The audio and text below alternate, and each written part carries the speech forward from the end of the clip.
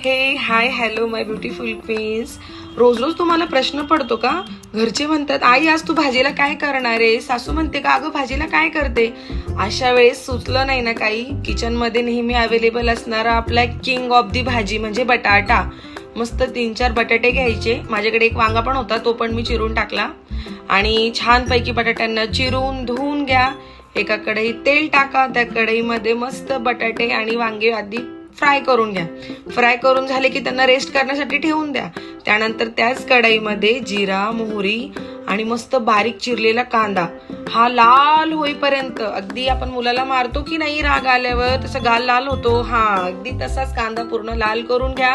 त्यामध्ये त्यानंतर टाका टोमॅटो आणि कांदा टोमॅटो मिळूस तर आपला एक एपिसोड तसा पण संपून जातो टीव्ही मधला.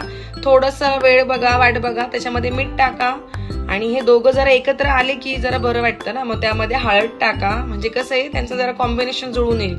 त्यानंतर त्यांच्या सोबतीला त्यांना तर सोबतीला तर हवंच ना, तर त्यामध्ये टाका तुम्ही थोडी धनेपूड, कश्मीरी मुलगी म्हणजे नाही कश्मीरी लाल मिरची ही पण त्याच्यामध्ये ऍड करायचीच हा.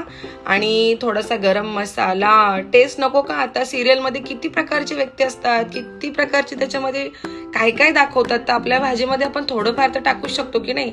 मस्त असा मसालेदार सिरियल होण्यासाठी. आणि त्यानंतर यांना सगळ्यांना एकत्र आणण्यासाठी एक विलन असतो बरं का, म्हणजे विलन नाही हिरो असतो शेवटी. आणि मग मस्त गरम मसाला आणि गरम पाणी टाकायचं आहे. हे पूर्ण एकजीव होस तर भाजायचं आहे.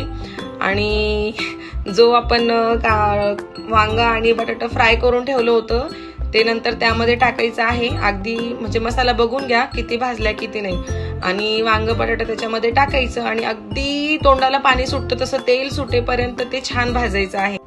भाजीला सुटसुटीत तेल सुटलं की त्यामध्ये मस्तपैकी गरम पाणी टाकायचं. गार पाणी अजिबात टाकायचं नाही, ऑलरेडी बाहेर इतकं गार आहे, गार पाणी कशाला पाहिजे.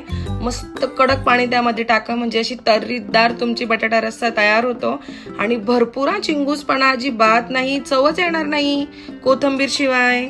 मस्त भरपूर अशी कोथिंबीर टाकायची आहे आणि दोन एक उकळी काढायची आहे.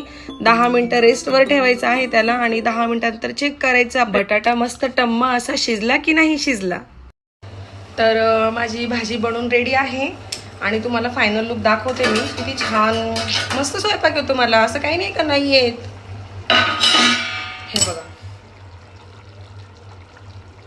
किती छान तर्रीदार अशी भाजी झालेली आहे आपली बटाटा वांग्याची.